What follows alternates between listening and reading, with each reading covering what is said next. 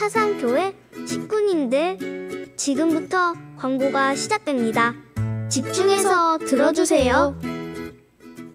교회 소식입니다. 예배에 참석하신 분들과 인터넷으로 예배에 참여하신 분들을 환영합니다.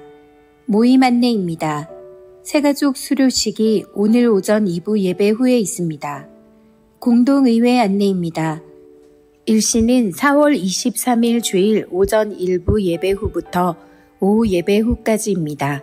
안건은 장립집사 5인, 권사 20인 피택입니다. 공동의회를 위해서 기도해 주시기 바랍니다. 투 개표위원 모임이 오늘 오후 2시 은혜울에서 있습니다. 투 개표위원 명단은 주보에 있는 도표를 참고하시기 바랍니다. 각 위원회 모임 안내입니다.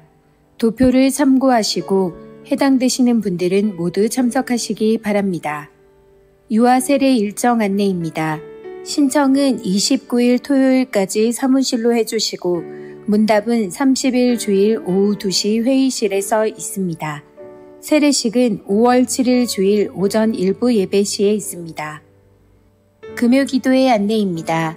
아래 도표를 참조하셔서 착오 없으시기 바라고 지구 모임과 기도회에 많이 참석하시기 바랍니다.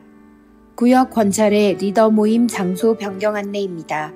21일 금요일부터 다니엘실에서 모입니다. 교우 소식입니다. 교역자 동정입니다. 문태우 강도사님으로 인허받았습니다. 문태우 강도사님 축하해 주시고 위에서 기도해 주시기 바랍니다. 장례 소식입니다. 5-3구역 안성근 장립집사에 붙인 이순희 집사의 시부 장례를 잘 마쳤습니다. 이사 소식입니다. 14-3구역 오주자 성도 남천동으로 이사하였습니다. 교계 소식입니다. 부산 서부노예 주일학교 연합회 봄 어린이 대회가 22일 토요일 오전 10시 동서대학교에서 있습니다. VIP 새가족을 환영합니다. 지난주에 등록하신 새가족들입니다. 새가족들을 진심으로 환영해 주시고 위에서 기도해 주시기 바랍니다.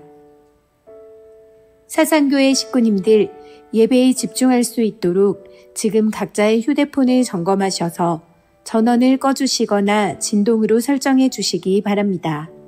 이 시간 경건한 마음과 몸가짐으로 하나님께서 기뻐 받으시는 예배 되도록 최선을 다하시고 하나님께 드리는 예배와 선포되는 말씀을 통해 큰 은혜 받으시기 바랍니다. 할렐루야. 네. 서로 우리 얼굴을 보면서 좀 인사했으면 좋겠습니다. 샬롬 한번 해주세요. 네. 지난 또 한 주간 참 힘들고 어려운 그런 세상 속에서 여러분 모두 다 수고 많으셨습니다. 이제 우리 주님께서 오늘 우리를 또 초청하고 계십니다.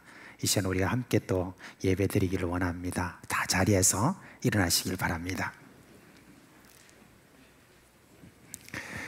사랑하는 우리 사상교회 식구 여러분, 우리 주 예수님께서 이렇게 초청하십니다. 수고하고 무거운 짐진 자들아 다 내게로 오라. 내가 너희를 쉬게 하리라. 오호라 너희 모든 목마른 자들아 물로 나오라. 돈 없는 자도 오라. 너희는 와서 사 먹되 돈 없이 값 없이 와서 포도주와 젖을 사라. 이 시간 하나님이 여기 계신 것과 자기를 찾는 자들에게 상 주시는 이심을 믿고 살아계신 하나님께 영과 진리로 예배하겠습니다.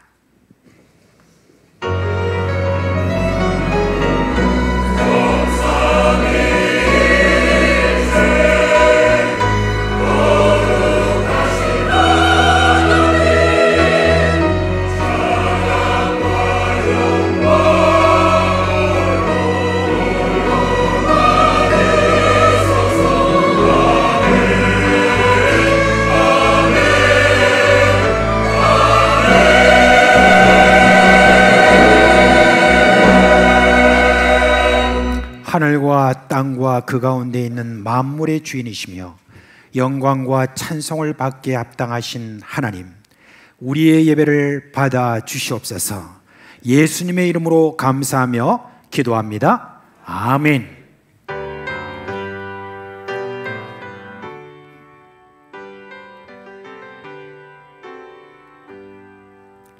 지난 일의 동안에 예수 인도했으니 주의 전에 모여서 감사 찬송합니다. 가장 복된 이날을 하늘하시표로다. 가장 복된 이날을 하늘하시표로다. 주의 공로 힘입어 은혜 주신 밀대에 화목하게 하시고 죄를 벗겨주소서. 세상 걱정 버리고 은혜 받게 하소서. 세상 걱정 버리고 은혜 받게 하소서. 하나님의 이름을 찬송하러 왔으니 모인 중에 계시고 영광 나타내소서. 기쁜 하늘 잔치에 참여하게 하소서. 기쁜 하늘 잔치에 참여하게 하소서. 주의 기쁜 복음을 모두 듣게 하시고 주의 은혜 베풀어 위로하여 주소서. 주님 오실 때까지 이날 지키리로다. 주님 오실 때까지 이날 지키리로다.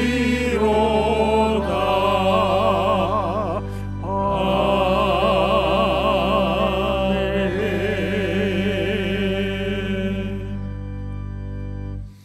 성도 여러분, 이 시간은 참회의 시간입니다. 우리 지나온 한 주간의 삶을 돌아보면서 하나님과 사람 앞에 부끄러운 허물과 죄를 고백하고 깨끗함을 받는 시간입니다. 만일 우리가 우리 죄를 자백하면 그는 미쁘시고 의로사 우리 죄를 사하시며 우리를 모든 불의에서 깨끗하게 하실 것이요 라고 약속하셨습니다. 이 시간 예수님의 보혈을 의지하고 한 목소리로 주여 부르고 기도하겠습니다. 주여, 자비하신 우리 주님의 은혜를 이 시간 바라봅니다. 주님의 얼굴을 바라뵙지 못하고 주여 우리가 견딜 수 없는 그와 같은 우리의 마음이 있음을 이 시간 고백하고 주여 우리의 허물과 죄를 주님 앞에 고백하며 주님의 씻기심과 은혜가 우리 가운데 임하여서 이 시간 주님 앞에 자복하고 나오니 주여 씻어주시고 깨끗게 하여 주옵시고 주여 주의 의로운 그러한 의로 우리로 하여금 새롭게 하여 주시기를 간절히 바라옵고 원합니다. 슬픔을 얻고 불안과 음심과 주며 걱정 가운데 있는 모든 마음도 주님 앞에 다 내어놓는 그런 귀한 시간으로 주여 이 시간 우리를 이끌어 주시옵소서.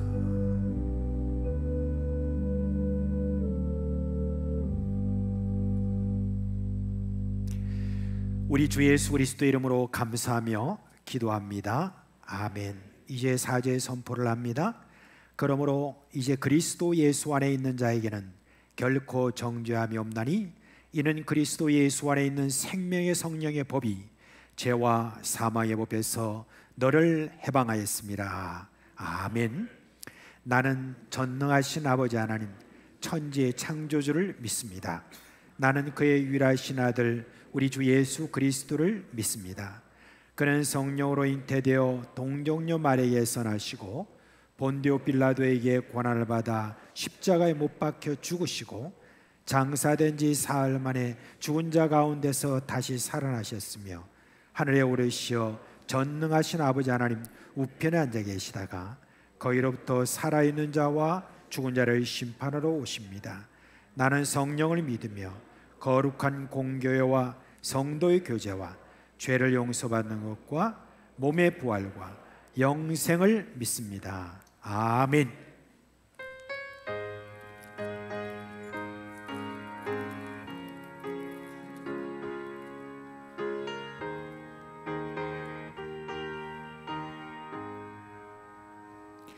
내 영혼의 그 깊은 데서 맑은 바람이 울려가네. 하늘 곡조가 언제나 흘러나와 내 영혼을 고이 사네.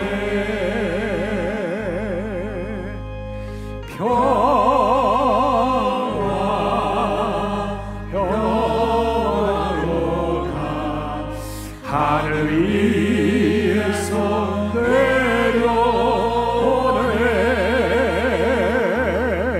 그 사랑의 물결이 영원토록 내 영혼을 덮으소서.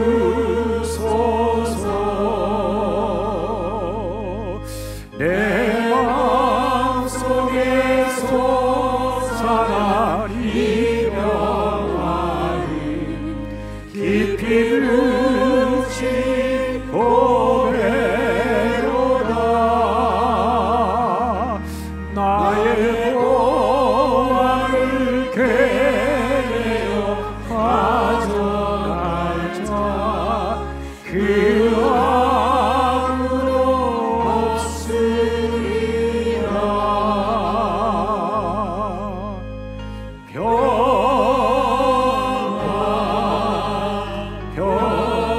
평화로다 하늘 위에서 내려오네. 그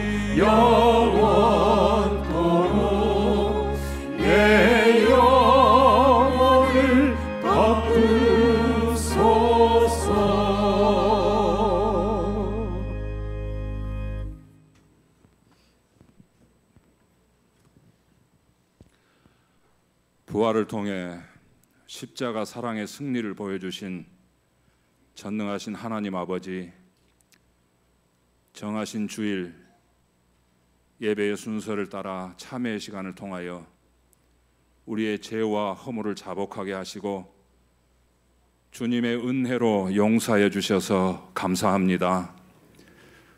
오늘도 주님을 사모하여 주님 전에 달려나온 저희에게 성령의 충만함을 허락하여 주시옵소서.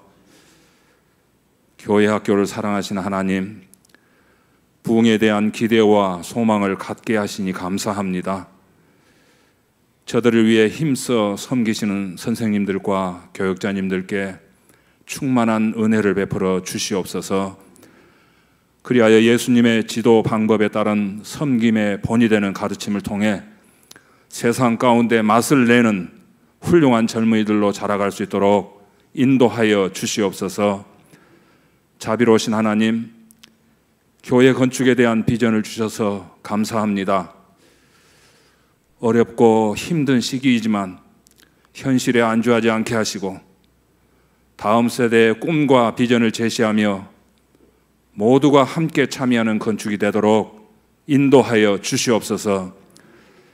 장립지사와 권사를 세우기 위해 공동의회를 준비하게 하신 하나님, 교회를 섬길 중직자를 세우는데 믿음 안에서 겸양지덕을 지닌 분들이 세워지게 하시고 저들을 통해 하나님의 영광 드러나도록 인도하여 주시옵소서. 세계 선교와 지역 복음 전파를 위해 기도와 물질과 온몸을 들여 섬기는 선교사님들과 모든 믿음의 사역자들에게 복의 복을 다하여 주시고 복음의 열매가 풍성히 맺히는 사역이 되도록 인도하여 주시옵소서. 매주일마다 새 가족들을 보내주셔서 우리 교회가 구원 사역을 더 힘있게 할 수 있도록 하심을 감사합니다. 오늘 새 가족 수료식이 있습니다.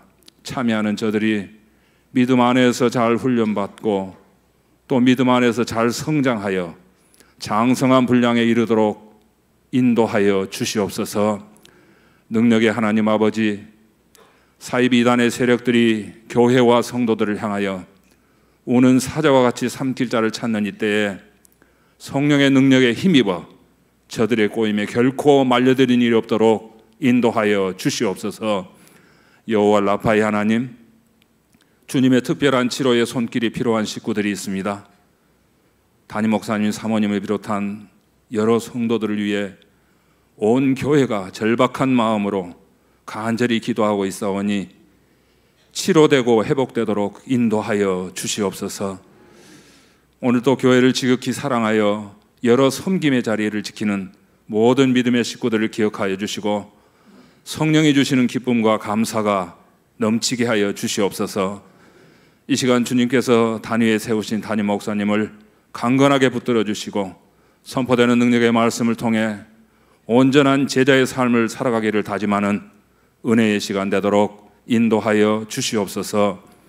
정성 들여 하나님의 성호를 찬양하는 호산나 찬양대와 합주단의 찬양에 주님 홀로 영광 받아 주옵시고 죄로 인한 죽음에서 우리를 구원하여 주신 예수님의 이름으로 기도합니다. 아멘.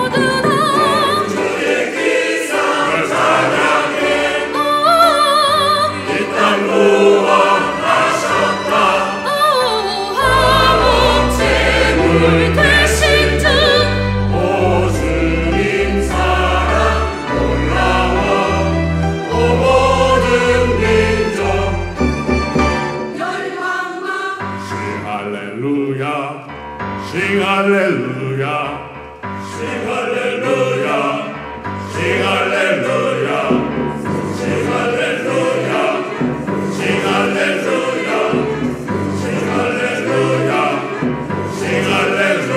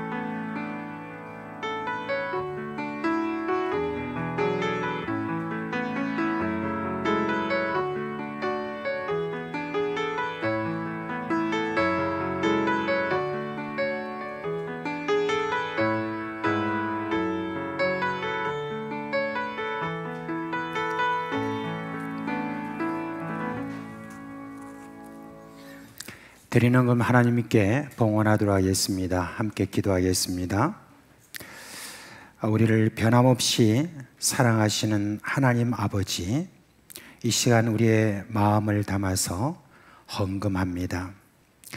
매주일 참 주님 앞에 나오는 것이 너무 감사하여 주정 헌금으로 드리고, 내 모든 삶에 있는 모든 경제가 바로 주님에게 있음을 알고 11조를 하며 이런저런 제목으로 하나님 앞에 범사에 감사하며 선교와 북방과 장학과 천일과 여러 목적으로 우리 하나님 앞에 드립니다.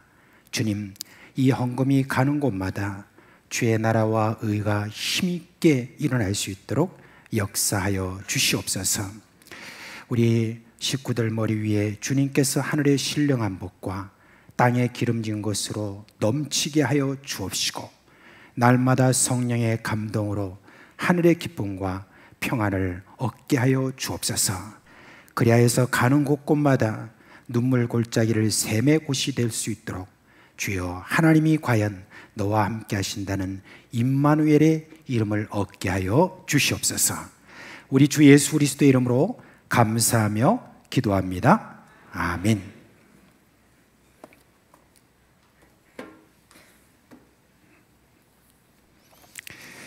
오늘 설교할 본문의 말씀은 요한복음 20장입니다. 20장 19절로 29절에 있는 말씀입니다.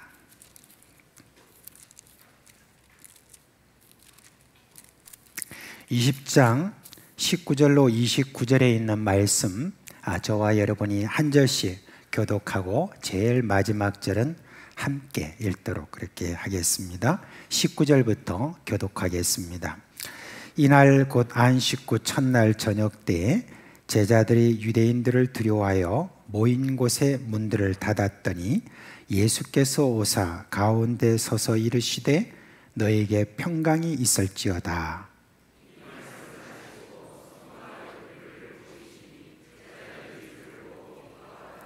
또 예수께서 또 이르시되 너에게 평강이 있을지어다. 아버지께서 나를 보내신 것 같이 나도 너희를 보내노라.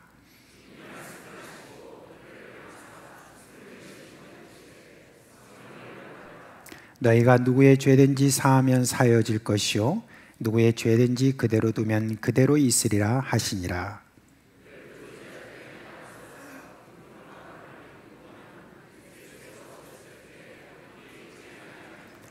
다른 제자들이 그에게 이르되 우리가 주를 보았노라 하니 도마가 이르되 내가 그의 손에 못자국을 보며 내 손가락을 그 못자국에 넣으며 내 손을 그 옆구리에 넣어보지 않고는 믿지 아니하겠노라 하니라.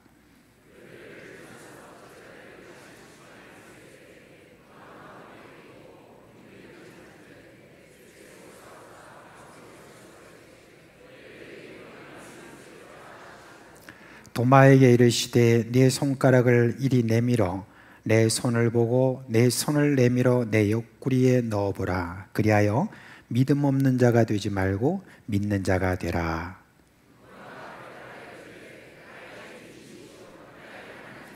다 같이 예수께서 이르시되 너는 나를 본 거로 믿느냐? 보지 못하고 믿는 자들은 복되도다 하시니라. 아멘.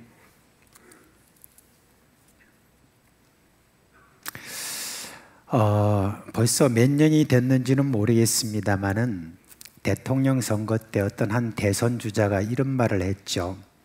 여러분들에게 제가 저녁이 있는 삶을 드리겠습니다 라고 했습니다.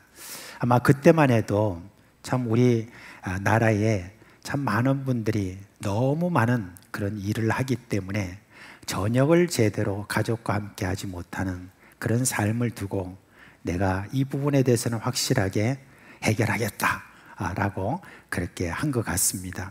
과연 우리 한국 사람들은 참 어떻게 보면 일을 너무 많이 해서 쉼을 제대로 얻지 못하는 것은 세계 전체 다 알려져 있습니다.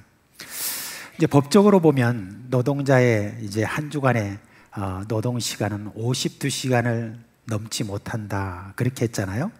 그런데 뭐 보통 그렇게 잘 안 지켜지는 것 같습니다. 참 많은 사람이 오늘도 이렇게 더 많은 시간을 이렇게 일을 하는 것 같습니다. 얼마 전에 이제 우리 뭐 좀 뭔가 좀 많은 사람들이 좀 비난하는 그런 일이 있었죠. 그게 뭐냐면 크레인 노동자에 대한 것입니다. 이제 크레인 노동자들이 뭐 자기가 뭐 일한 어떤 그 시간만큼 어떤 돈을 받는 게 아니라 거기다가 더해서 원래비라고 하는 그런 거를 이렇게 더 받는다. 그렇게 해가지고 사람들이 뭐 이래저래 그게 뭐냐 하면서 비판을 했죠. 아니 그 시간대로 자기들이 보수를 다 받는데 거기에다가 무슨 또 원래비를 받느냐라고 이렇게 했던 것이죠. 그런데 나중에 그걸 좀 더 이제 파고 보니까 그 이면에는 또 다른 어떤 이야기가 있어서 나름대로 제가 또 이런 것도 있구나 생각을 했습니다. 그건 뭐냐면은 크레인 노동자가 보통 이제 건설 현장에서 많이 일을 하잖아요. 근데 그 건설 현장에서 이렇게 일을 할 때 그 건축을 하는 그 건축주가 이 크레인 노동자에게 자주 와서 그런 이야기를 한대요. 아니 당신 일하는 시간은 끝났지만 그러나 지금 이 공기를 좀 맞춰야 되기 때문에 아무래도 당신이 좀 더 일을 좀 해줘야 되겠습니다. 근데 그게 한두 번도 아니고 한 달에도 몇 번이나 그렇게 한다는 거예요. 그러니까 그런 부분에 대해서 우리가 보수는 좀 받지만은 그래도 이런 데 대해서 우리가 일을 더 많이 하는 거기 때문에 좀 더 우리에게 원래비로 좀 더 주세요라고 그렇게 요청을 해가지고 받는 그런 돈이다라고 그렇게 이제 이야기를 했습니다. 아무튼 그 뒤에 조금 잠잠해진 것 같아요. 근데 여러분 참 우리 한국 사람들이 참 일을 정말 많이 합니다. 계속해서 그렇게 일을 하다 보니까 쉼을 제대로 얻지 못하고 그렇게 많이들 살아가고 있습니다. 그래서 무슨 휴가라든지 뭐 이런 것들도 제대로 즐기지도 못하고 그렇게 살아가는 모습들을 많이 보게 됩니다. 요즘 이렇게 여러분 그 TV에 선전 나오는 거 있잖아요. 선전 나오는데 어떤 예쁜 아가씨가 나와서 어떤 음료를 딱 들고 하는 말이 있죠. 벌써 아시네. 쉼이라고. 얼마나 못 쉬었으면 쉼 이런 것들을 음료가 나올 정도로 그렇게 되는 걸 보면은 참 우리 한국 사람들도 참 여러 가지로 쉼이 없이 그렇게 살아간다 싶습니다. 기본적으로 이렇게 많은 일을 하면서 쉬지 못하고 그렇게 살아가는 그것만이 여러분 우리에게 문제는 아니죠. 우리가 근심과 걱정이 우리 가정이나 개인에게 일어날 때 그때 우리는 또 제대로 쉬지 못하지 않습니까? 그런 걱정 이런 게 있으면은 내가 아무리 시간이 있어도 또 밤에 아무리 일찍 자도 제대로 자지 못하고 들썩이면서 계속 한밤을 그대로 이렇게 새고 아침에 일어나면 눈이 뻘게 가지고 그냥 비몽사몽간에 또 직장 출근하고 이런 일들이 참 우리에게 얼마나 많습니까? 그러니까 이런 것들을 생각해 보면 참 우리 삶에 있어서는 제대로 쉼을 가지는 시간이 얼마나 될까라고 생각해 볼 때 제대로 되지 못한다, 그렇게 볼 수가 있습니다. 이거는 시대를 떠나서, 나라를 떠나서, 어떤 민족을 떠나서 모든 사람에게 있어서 과연 얼마나 쉼을 가지고 있느냐라고 했을 때 나는 충분한 쉼을 가진다라고 하는 그런 사람은 아마 별로 없을 것으로 그렇게 보입니다. 그걸 잘 아시는 우리 예수님께서 이렇게 사람들에게 말씀하셨습니다. 수고하고 무거운 짐진 자들아, 다 내게로 오라. 내가 너희를 쉬게 하리라. 그렇게 말씀하셨습니다. 예수님께서 이 땅에 오셔서 사람들의 쉼이 없는 그런 모든 삶을 보면서 그 쉼이 없는 삶에 하나하나 자세히 다 알고 계시는 우리 예수님께서 저들을 보시며 민망히 여기시고 슬퍼하시고, 그러면서 예수님께서 이 땅에 오셔서 사람들을 초청해서 나한테 와라. 그러면 내가 쉬게 해주겠다. 그렇게 했습니다. 과연 예수님이 그렇게 하셨습니다. 예수님께 오는 자는 정말 많은 쉼을 얻었습니다. 먼저 여러분이 우리가 한번 살펴볼까요? 예수님께 왔던 수많은 사람들이 보통 어떤 사람이었습니까? 병자들이었죠. 이런저런 지병으로 정말 20년 이상 고생한 분들도 있고, 또한 장애를 가진 분들도 있고, 게다가 여러분 귀신 들린 사람도 있었고, 이런 사람들이 예수님께 왔는데, 예수님께 왔을 때 예수님께서 저들은 한 사람도 거절하지 않으시고 예수님께서 그 모든 사람들에 대해서 다 고쳐주셨다라고 성경에 기록되어 있습니다. 그러고 보면 그와 같은 이렇게 고침을 받은 그런 사람들 생각해 보면 여러분 얼마나 큰 쉼을 얻었겠습니까? 참 오랜 세월 동안에 병으로 고생하는 분들, 그런 분들이 한번 여러분이 병에 한번 걸려보면 알잖아요. 얼마나 어렵고 참 힘든가 하는 것을 알 수 있을 것입니다. 그런 본인들의 그런 쉼도 있습니다. 예수님께로 와서 그렇게 고침을 받고 그리고 평안을 얻게 된 것들도 있습니다. 그런데 여러분 우리가 좀 더 우리가 생각해 볼 게 있습니다.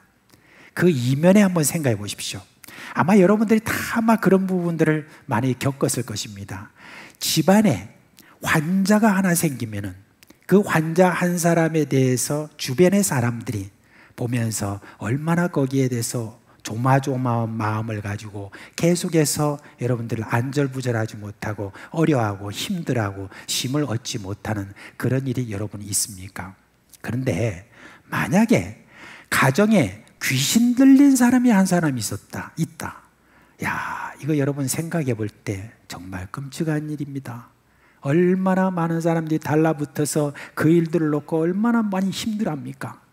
이 사람이 지금 어디에 나가서 무슨 일을 당할지 모르기 때문에 조금이라도 눈을 떼면 안 되기 때문에 계속 쳐다봐야 되고 주의를 기울여야 되고, 이렇게 하면서 또 좀 뭔가 어디서 좀 해결을 받을까 싶어가지고 그 사람을 데리고 가족을 데리고 또 여기저기 막 이렇게 다녀봐도 별로 해결점이 없을 때, 그때 여러분 정말 절망하고 어려워하고 힘들한 마음이 이 지금 귀신 들린 그 당사자보다도 그 주변의 가족들이 얼마나 더 어려워하겠습니까? 근데 여러분 예수님께 나왔더니 병이 고쳐지고 귀신이 쫓겨나가는 그와 같은 일을 보게 된 가족들이 여러분 어떻게 되겠습니까? 이제 좀 숨을 돌리고 큰 쉼을 얻게 되지 않았겠습니까? 지지난주에 제가 여러분께 말씀을 드렸던 그 예수님의 제자들 중에 여제자들 있죠. 그 여제자들이 예수님과 그리고 제자들의 뒷바라지를 했던 그런 분들 몇 명을 거기에 딱 소개를 해드렸잖아요. 근데 그 분들이 다 예수님으로부터 고침받은 분이죠. 막달라 마리아는 7 귀신에 들렸다가 귀신이 쫓겨나고 난 다음에 그 다음에 온전하게 되어서 예수님의 뒷바라지를 했던 여인이고, 거기에 나와 있는 또 다른 마리아와 그리고 살로메라든지 이런 여러 여인들이 계속해서 주님이 고쳐주신 그 고쳐주심 이후에 저희들이 이제 평안을 얻게 되었습니다. 쉼을 얻게 됐다는 말입니다. 그런데 그것으로 여러분 저희들은 끝나지 않았습니다. 이 지금 여제자들이 예수님의 뒤를 쫓아다니면서 계속해서 저 뒷바라지를 이렇게 했다는 게 여러분 그것도 한두 번이지 3년 동안 계속 그렇게 한다는 거 여러분 여인들로서 보통 어려운 게 아닙니다. 그리고 그게 다 자원이 어디서 나옵니까? 자기들이 있는 재산을 팔아가지고 그거 모아가지고 그것 가지고 여러분 이렇게 저희들이 섬겼다고 이렇게 했으니까 여러분 이게 보통 일이 아닙니다. 뭐 제대로 된 뭐 기구나 있나요? 제대로 된 뭐가 있나요? 예수님은 자주 왔다 갔다 하시니까 어디에다 뭐 고정을 해가지고 부엌을 만들고 이럴 수 있는 형편도 안 되는 그런 열악한 환경 속에서도 이 여제자들이 계속해서 따랐다라고 하는 것은 뭔가 거기에 있다는 말입니다. 그게 뭡니까? 예수님과 함께 있으니 쉼이 있더라 하는 것입니다. 예수님은 그냥 병만 고쳐주시고 마시는 분이 아니라 예수께로 가면 예수님께서 그 마음에 평안과 쉼을 주신다는 바로 그 이야기가 되는 것입니다. 예수님의 제자들, 예수님을 이렇게 쫓으려고 자기들의 생업을 다 버리고 처음에 쫓을 때는 나름대로 야망이 있었고 뭔가 기대가 있었고 권력을 얻으려는 그런 마음을 가지고 예수님을 쫓았지만은 그러나 저들에게 있어서 점점 시간이 감에 따라서 그러면서 저들이 깨달아 알게 된 것이 있습니다. 그것은 뭐냐면 내가 이 직업을 가지고 이걸 가지고 이렇게 내가 뭘 살려고 아득박 돈 벌려고 이렇게 살았던 그것이 별것 아니구나. 예수님과 이렇게 함께 있으니까 내가 지금 일을 한다든지 뭘 한다든지 이렇게 하지 않아도 좀 덜 먹어도 예수님과 함께 있으니 덜 써도 좀 불편해도 그래도 예수님과 함께 있으니 그래도 참 우리에게는 쉼이 있구나, 안식이 있구나 라고 그렇게 저희들이 체험을 했던 것입니다. 그래서 예수님께서 말씀하실 때 이런 말씀하셨잖아요. 내가 안식일의 주인이다. 참된 안식을 내가 주는 나다라고 하는 거, 그걸 예수님께서 그렇게 말씀하신 것 아니겠습니까? 그래요. 예수님과 함께 있으면 진정한 안식을 누릴 수 있습니다. 예수님과 함께 있을 때 진정한 쉼을 우리가 누릴 수가 있는 것입니다. 자, 그런데 이제 예수님께서 어떻게 되셨습니까? 종교 지도자들과 그리고 권세자들에게 붙잡혀서 고난받으시고 십자가에 돌아가셨습니다. 이거는요, 여러분, 제자들의 심정에서 가만히 생각을 해보면 예수님과 함께 있을 때 있었던 그런 안정감이라든지 안식이라든지 이런 걸 뺏겨버렸다는 말입니다. 갑자기 뭔가 가슴이 뻥 뚫리면서 이게 뭐지? 하는 그런 마음이 생겼는데 잠시 정신을 차려보니까 어떻게 된 겁니까? 이거 큰일 났다. 왜 큰일 났어요? 이제 예수님을 죽인 저들이 이제 그를 따라다니던 제자들도 특별히 그 12제자라는 사람들에 대해서는 많은 사람들이 주목하고 있었기 때문에 저들이 또 평소에 하던 짓을 봐가지고 무슨 짓을 꾸밀지 모르니까 저들을 색출해내야겠다는 바로 그런 어떤 움직임이 있을 것이라 예상이 되는 거예요. 도무지 불안해서 어쩔 수 없는 그런 마음이 저들 가운데 있게 된 거예요. 그러니까 어떻게 하겠어요? 빨리 숨자 해가지고 이 제자들이 숨으려고 찾아봤더니 그 예루살렘 안에서 어디에 숨을 데가 제대로 있나요? 그러니까 숨을 데를 제대로 찾지 못했지만 그래도 평소에 좀 사람들이 다니지 않는 한적한 곳을 찾아가지고 그곳에서 그 제자들이 모여가지고 조마조마한 마음으로 문을 완전히 걸어 잠그고 비밀리에 저들이 먹을 거 이런 것들을 구하고 거기에 딱 숨어 있었던 것입니다. 그런데 놀라운 소식이 들려왔죠. 예수님이 다시 살아났다는 겁니다. 예수님이 다시 살아난다라고 하는 것은 이미 예수님께서 제자들에게 말씀을 하셨습니다. 내가 고난을 받고 그리고 사흘 만에 십자가에 내가 고난을 받고 죽고 3일 만에 다시 살아난다라고 그렇게 말씀을 하셨어요. 그런데 그 말을 딱 듣자마자 이들이 어디로 갔냐면 바로 무덤에 갔습니다. 무덤에 가서 확인하니까 빈 무덤입니다. 그럼 무덤이 비었네 라고 하면서 여인들이 전해준 예수님의 부활 소식을 믿어야 될 텐데 제자들은 어떻습니까? 그것을 안 믿었다고 합니다. 다시 돌아가서 문을 꼭꼭 잠그고 그리고 저들이 그대로 있었다는 그런 이야기입니다.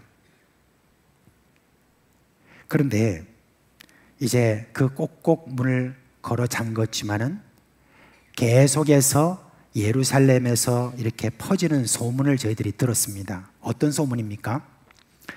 이제 그 무덤을 지키던 병사들 있잖아요. 이 경비병들이 무덤을 지키다가 어떤 일이 일어났습니까? 갑자기 지진이 일어나고 그리고 돌이 굴려지고 그리고 그 돌 위에 천사가 나타나자 그리고 성경의 기록에 의하면 저희가 다리가 후들거려서 꼭 죽은 사람처럼 되었다라고 그렇게 이야기를 하고 있습니다. 그만큼 무섭고 두려운 어떤 일들에 그냥 저희들이 그냥 걸음만 날 살려라고 막 도망갔죠. 그래서 대제사장이 있는 종교 지도자들이 있는 바로 그곳으로 갔습니다. 가가지고 저들이 이제 변명거리를 좀 찾아야 되니까 예수의 시체가 없어진 것에 대해서 뭐라고 해야 될 것 아닙니까? 그러니까 그들에게 이야기하기를 우리가 잠시 조는 가운데 갑자기 뭐 지진이 일어나고 천사가 나타나고 막 이런 어떤 일이 일어났다. 그러니까 이 대제사장이 뭐라고 했습니까? 너희들이 그렇게 지키지 못한 이거는 너희들이 죽어야 마땅하지만 그러나 너희들 다른 소리 하지 말고 우리가 돈을 더 줄 테니까 예루살렘 거리에 가서 이런 말들을 너희들이 전해라. 그런 거예요. 무슨 말요? 나가서 우리가 잠시 조는 사이에 예수의 제자들이 와서 저들을 훔쳐갔다고 그렇게 이야기를 해라. 그렇게 한 거예요. 그러니까 이 경비병들이 돈 받고 또 이제 나가서 그와 같은 소문을 팍 퍼졌을 것 아닙니까? 그러니까 이 소문이라는 것은 얼마나 빠른지 몰라요. 그날이 이제 안식 후 첫날, 그 첫날인데 그냥 삽시간에 예루살렘 전체로 이 소문이 다 퍼졌는데 여러분 이 소문이 꼭꼭 문을 걸어 잠근 그 문틈 사이로도 이 소문이 들렸습니다. 제자들 귀에도 들렸다는 말입니다. 그러면 여러분 제자들이 뭐라고 생각을 했겠습니까? 우리 말고도 다른 어떤 예수님을 쫓았던 그런 제자들이 혹시 예수님의 시체를 훔쳐간 것은 아닐까? 그런 생각을 할 수 있다는 말입니다. 왜냐하면 예수님이 다시 살아나신 사실에 대해서 이런 사람 저런 사람들이 이야기를 해도 그래도 제자들은 여전히 믿지 않았다고 그렇게 성경을 이야기를 하는 거예요. 정말 믿음 없어도 너무나 없는 그런 제자들인데 그 제자들이 그랬다는 거예요. 또 한 가지 이야기를 보면 이렇습니다. 예루살렘에서 엠마오로 도망가던 제자들이 있었다고 그랬어요. 그 사람 중에 한 사람 이름이 글로바다 이렇게 했는데 12제자 이름에는 안 들어가는 사람이잖아요. 예수님의 제자들이 여러 사람이 있었기 때문에. 그런데 이 두 제자가 엠마오로 하는 곳으로 이렇게 이제 도망가는데 도망가는 가운데서 이 사람들이 서로 둘이서 같이 막 한탄하며 서로 이야기를 나눕니다. 그렇게 이야기하는 어떤 이야기였습니까? 참 정말 실망했다. 실망했어. 어떻게 예수님이 저렇게 허망하게 돌아가시나? 우리는 그래도 이 예수님이 분명하게 메시아로 우리 이스라엘을 다시 재건할 왕으로 생각하고 우리 저를 쫓았는데 어떻게 이런 일이 일어날 수 있는가? 정말 하늘도 무심하시지라고 하는 그런 생각 안 했겠습니까? 그러면서 도대체 하나님은 어디 계시는가? 세상이 지금 이 악한 자들에서 이렇게 돌아가는 이 모든 가운데 하나님은 뭘 하시는가? 그렇게 하면서 저희들이 막 불평하면서 그렇게 갈 때 바로 거기에 한 사람이 나타나서 저들과 함께 했죠. 근데 그 사람이 누굽니까? 바로 예수님입니다. 그래서 이제 예수님을 만나게 되고 만난 그 기쁨을 가지고 이 두 제자가 예루살렘으로 돌아가서 제자들이 있는 곳에 갑니다. 가서 예수님이 살아나셨다고 이렇게 이야기를 합니다. 그런데 그 말을 듣고도 어떻게 했습니까? 제자들이 믿지 않았다라고 그렇게 성경이 이야기합니다. 그런데 바로 그때에 예수님께서 저들 가운데 나타나셨다고 그래요. 그리고 예수님께서 나타나셔서 이런 말씀을 하십니다. 너에게 평안이 있을지어다. 평강이 있을지어다. 그렇게 말씀하셨습니다. 여러분, 이 정도 믿음이 없으면 우리 예수님 막 실망하시고 너희들한테는 아무런 소망이 없다, 그렇게 하시고 예수님 포기하실 법한데, 예수님께서는 우리가 생각하는 그 생각과는 달리 예수님의 그 사랑과 은혜와 제자들에 대한 그런 애정, 이것은 변함없이 저들에게 가지고 저들의 미쁨이 없을지라도 우리 믿음이 계시는 우리의 예수님께서 저들에게 오셨다는 것입니다. 그리고 예수님께서 저들을 꾸짖으시면서 어떻게 너희들이 그렇게 믿음이 없느냐, 어떻게 너희들이 그런 식으로 사느냐, 에라이 이러면서 그렇게 예수님께서 꾸짖지 아니하시고 정말 부드러운 음성으로 뭐라고 말씀하시느냐, 너에게 뭐가 있을지어다? 평강이 있을지어다 라고 그렇게 하셨습니다. 여러분, 당신에게 평안이 있기를 하는 이 말 있잖아요. 평안이 있기를 하는 이 말은 저기 아랍권이나 좀 무슬림 어떤 세계 있잖아요. 이슬람 세계, 이런 데서는 진짜 많이 말합니다. 그래서 살람 알레이쿰, 알레이쿰 아살람 이런 식으로 이야기합니다. 무슨 말이냐면 평안이 당신에게 있기를 바랍니다. 아, 예, 저도 당신에게 평안이 있기를 원합니다. 이런 식으로 서로 살람이라는 말을 굉장히 많이 씁니다. 근데 이 살람이 샬롬이라는 말하고 똑같은 말이죠. 그죠? 그렇게 해서 서로 이제 인사를 하면서 샬롬, 샬롬 하는 말을 입에 달고 다닙니다. 그런데 여러분, 이와 같이 당신에게 평화가 있기를 하는 어떤 그런 평화가 있기를 하는 그런 의미로서, 그런 뉘앙스로서 예수님께서 너에게 평강이 있을지어다 라고 그렇게 말씀하신 것이 아니라는 겁니다. 예수님이 지금 말씀하실 때 너에게 평강이 있을지어다 라고 하는 이 말은 그냥 사람들이 말하는 당신에게 샬롬이 있기를 원합니다 라고 하는 그 의미하고는 큰 차이가 있다는 겁니다. 예수님은 이 샬롬에 대해서 요한복음 14장에서 16장의 그 말씀에 보면 우리에게 말씀해 주시는 것이 있습니다. 요한복음 14장 27절에 보니까 뭐라고 말씀하시냐면 평안을 너희에게 끼치노니 곧 나의 평안을 너희에게 주노라. 내가 너희에게 주는 것은 세상이 주는 것과 같이 아니하니라. 너희는 마음에 근심하지도 말고 두려워하지도 말라 말씀하셨습니다.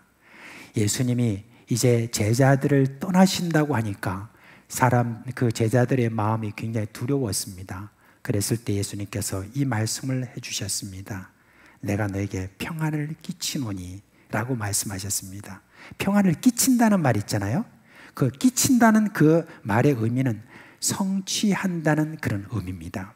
이 성취한다는 것은 앞으로 있을 일을 이야기하시는 것이 아니겠습니까? 그러니까 예수님께서 앞으로 내가 너에게 평안을 완성하는 그와 같은 일을 너에게 할 것이다 라고 그렇게 말씀하시는 것입니다. 이어서 예수님께서 하시는 말씀이 이거죠.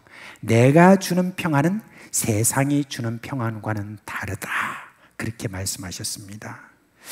여러분, 왜 예수님이 내가 주는 평안은 너에게 주는 세상이 주는 평안과 다르다고 할까요? 인간의 근본 문제를 제거하신 평안이기 때문에 그와 같은 것입니다. 여러분, 이 세상에 인간이 아무리 평안을 구하지만 평안할 수 없는 원인이 있습니다. 그게 뭡니까?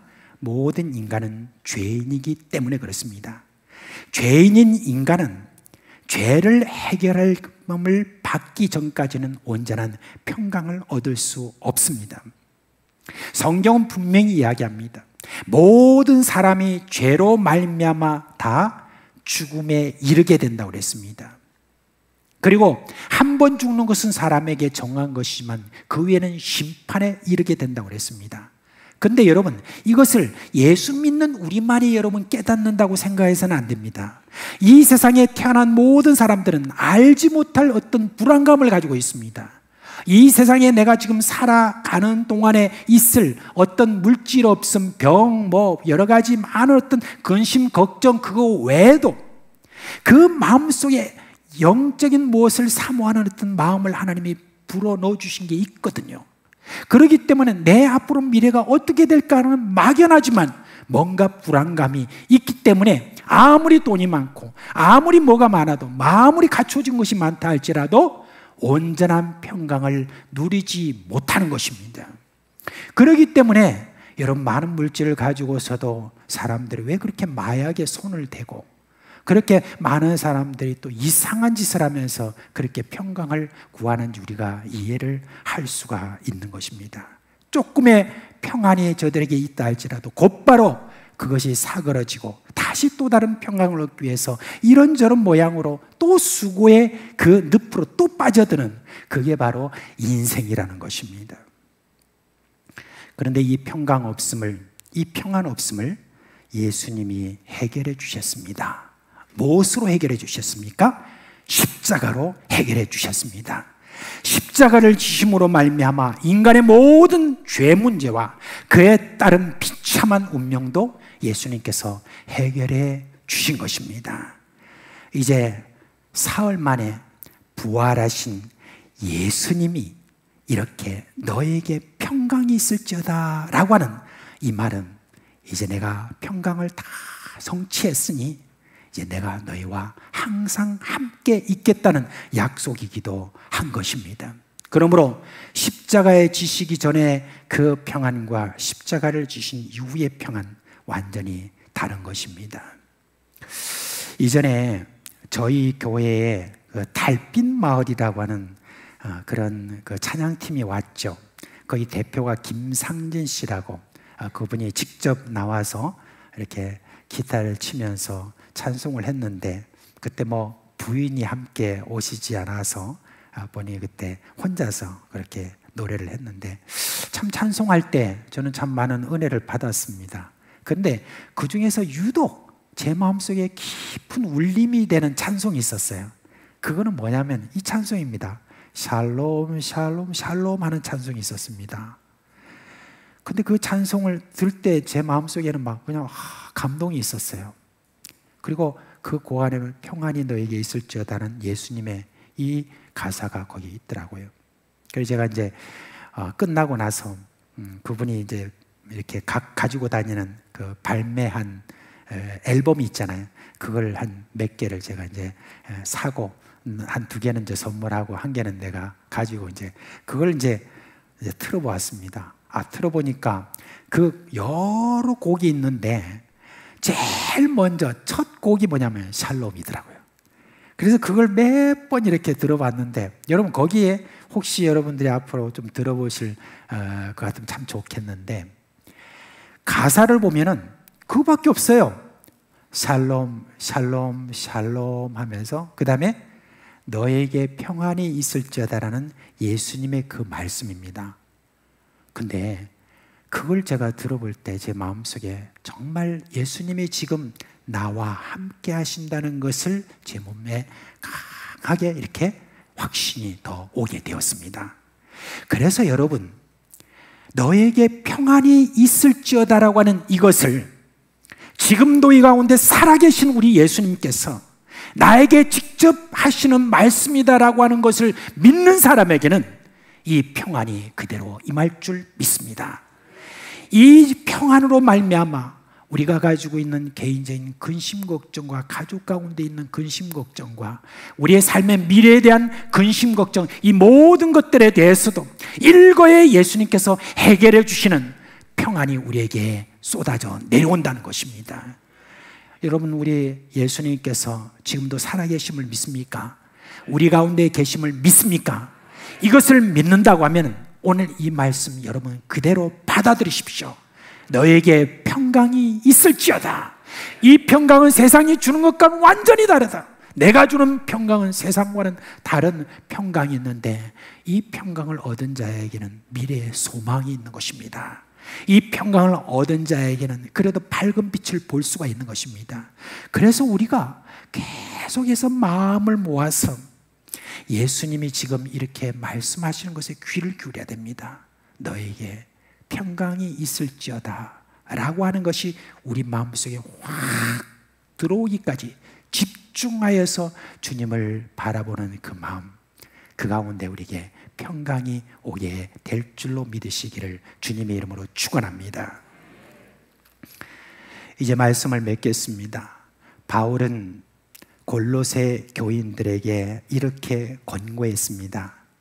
그리스도의 평강이 너희 마음을 주장하게 하라. 그렇게 했습니다. 주장하게 하라는 말은 무슨 말입니까? 그리스도의 평강이 너희 마음을 다스리도록 그렇게 내어드리라. 바로 그런 이야기가 아니겠습니까? 우리 스스로 내가 어떻게 하든지 평강을 쫓아보겠다, 내가 얻겠다, 내가 해보겠다 하는 어떤 그런 게 여러분이 있으면 있을수록 더 근심과 걱정과 불안이 우리를 계속해서 우리를 밀어붙이는 그와 같은 것밖에 있을 수 없습니다. 그러나 내가 내어드리면 주님만이 내 평강이시고 내 평안이시고 내 샬롬이 되시는 그런 분임을 제 마음에 그거를 그대로 받아들입니다. 믿습니다. 그것을 내가 의지합니다. 라고 이렇게 나아가게 될 때 우리에게는 주님 바로 이 순간도 우리에게 그 평안이 우리에게 찾아오는 것입니다. 부디 여러분 마음속에 이 평강의 예수님께서 찾아오시는 것을 체험하시므로 말미암아 쉼이 없는 이 세상 속에서 근심과 걱정이 너무나 가득한 이 세상 속에서 그리스도의 평강으로 여러분 모두가 승리하시는 분들 되시기를 주님의 이름으로 축원합니다. 자, 이제 우리 그 예수님 이 찬송을 함께 했으면 좋겠습니다. 주님 찾아오셨네 모시어 드리세. 마음 열고 예수님의 그 오심을 다 맞아 들으시기를 바랍니다. 이제 다 자리에서 일어나시길 바랍니다. 우리 찬송가 534장입니다. 534장.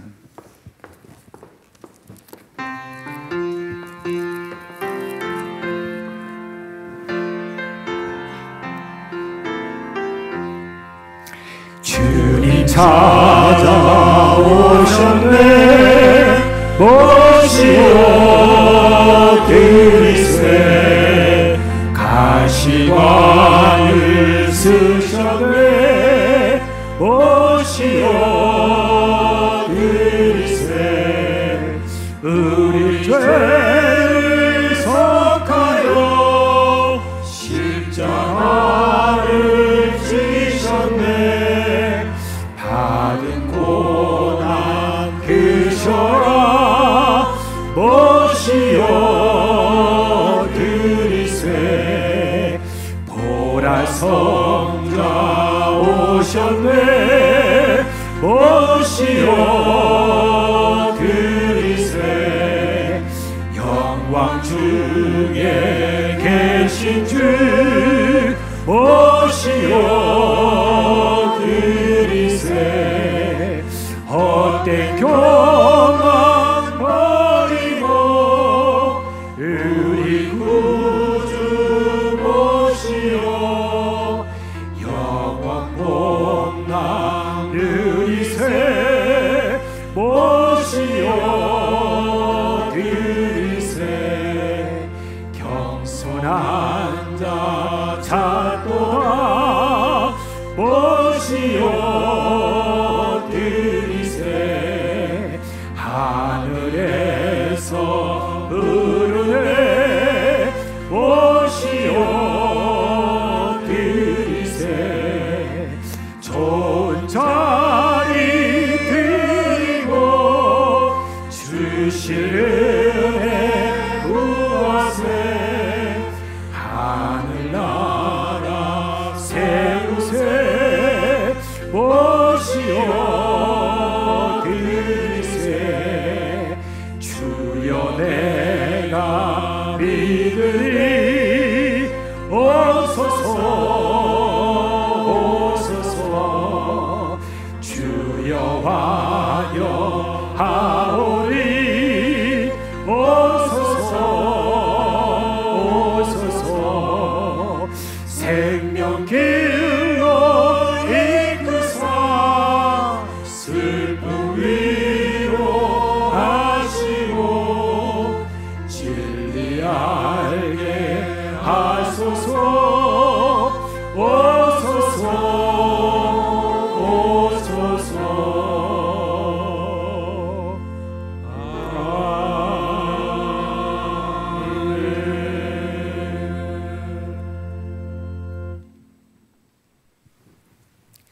우리 주 예수 그리스도의 은혜와 하나님 아버지의 그 크신 사랑과 성령의 우리 가운데 계시면서 주시는 그 모든 평강이 사랑하는 우리 모든 식구들의 머리 위에와 그리고 그 가족과 생업 위에 영원토록 함께 있을지어다. 아멘.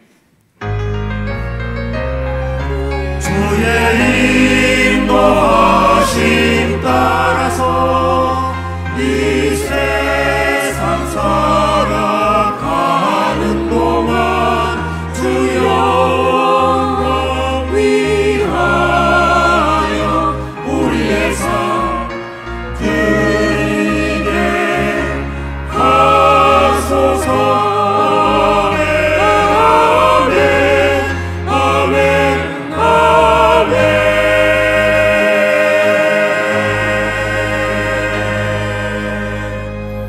잠시 자리에 앉으시겠어요? 서로 얼굴 한번 보시면서 우리 한번 인사합시다. 샬롬.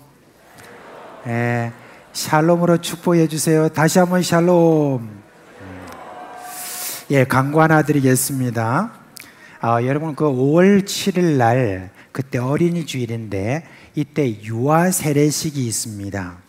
그런데 유아 세례 대상자와 관련해서 광고 말씀드리겠습니다.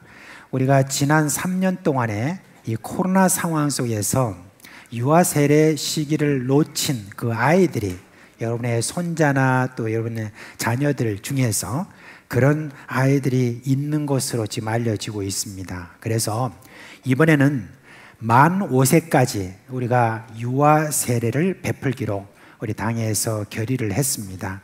그래서 여러 사정으로 유아 세례를 받지 못한 가정은 이번 기회에 유아 세례를 받을 수 있도록 여러분이 신청해 주시기를 바랍니다. 자, 이제 주님께서 주시는 평강의 은혜가 여러분 우리 늘 이렇게 뭘 하나 탁 잘하셨어요. 그렇게 하셔야 됩니다. 우리 그 다음에 우리 새가족 수료식 있습니다. 4월달 새가족 수료식을 하게 하신 하나님께 먼저 감사를 드립니다. 지난 6주간으로 저희들이 교육을 하고 정식으로 오늘 이제 수료식을 함으로써 우리 교회에 등록되는 우리 새가족들을 환영해 주시기를 바랍니다. 앞으로 나와주시죠. 앞쪽으로 와서 좀.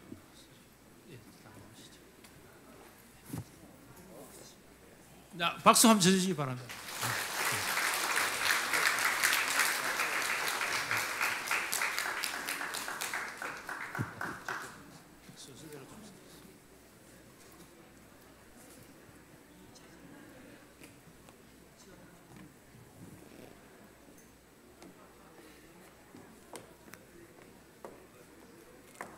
다 순서가 있는가 봐요, 그죠?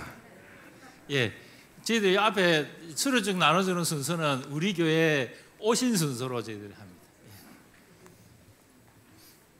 수료증 나눠드리겠습니다. 수료증 23-30호 성명 신흥구.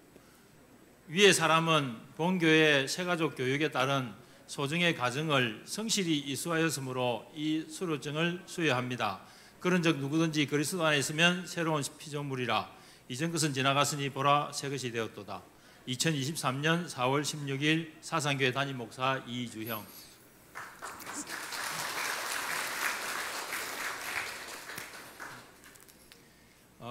23-32호 성명 박순옥. 내용은 같습니다. 23-33호 성명 이재진. 내용은 같습니다. 23-34호 성명 김치환. 내용은 같습니다. 23-35호 성명 신원자. 내용은 같습니다. 23-36호 성명 이둘레. 내용은 같습니다. 23-37호 성명 박은진. 내용은 같습니다. 23-38호 성명 백예순. 내용 같습니다. 23-39호 성명 이설 내용은 같습니다. 이분들 중에 오늘 청년이 3분이고요. 예, 또 부부도 있고 또 모자도 있고 여러 가지 우리 교회에 보내주신 너무 감사하고 귀한 분들입니다. 박수 한 번 더 쳐주시기 바랍니다. 다 같이 또 선물 정정하도록 하겠습니다.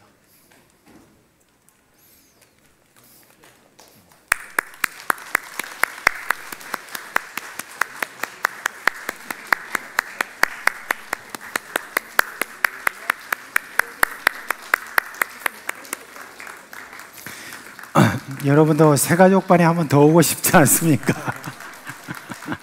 매주 이렇게 새가족 보내주셔서 오늘까지 4월달 오늘까지 39분 수료합니다. 예, 한 달에 10분씩 꼭꼭 이렇게 수료하고 있습니다. 축복성하고 하나님 우리 목사님 기도로 마치도록 하겠습니다. 너는 시냇가에 심을 나무라 하나님의 사랑 안에 믿음 뿌리 내리고 주의 뜻대로 항상 사세요. 기도하겠습니다. 하나님 아버지, 이렇게 저희 교회를 찾아와서 등록하고 또 새가족반 참 6주 동안에 잘 또 이렇게 받고 오늘 이렇게 수료하는 우리 새가족입니다. 하나님, 저희들이 늘 마음을 열고 이제 신앙생활을 시작하거나 또한 이전에 신앙생활 했다가 실망하고 다시 신앙생활을 하고자 하는 그런 분들, 이런 모든 분들에게 주님께서 주시는 평안과 은혜가 있게 하여 주옵시고 우리 사상교회 이 식구들 안에서 잘 녹아서 함께 주님 나라 구하는 그런 귀한 이들로 주님께서 복의 복을 더하여 주시옵소서. 예수 그리스도 이름으로 감사하며 기도합니다. 아멘. 감사합니다. 네, 안으로 들어가시죠. 자, 주님의 은혜와 평강이 여러분과 함께 하시기를 주님의 이름으로 축원합니다.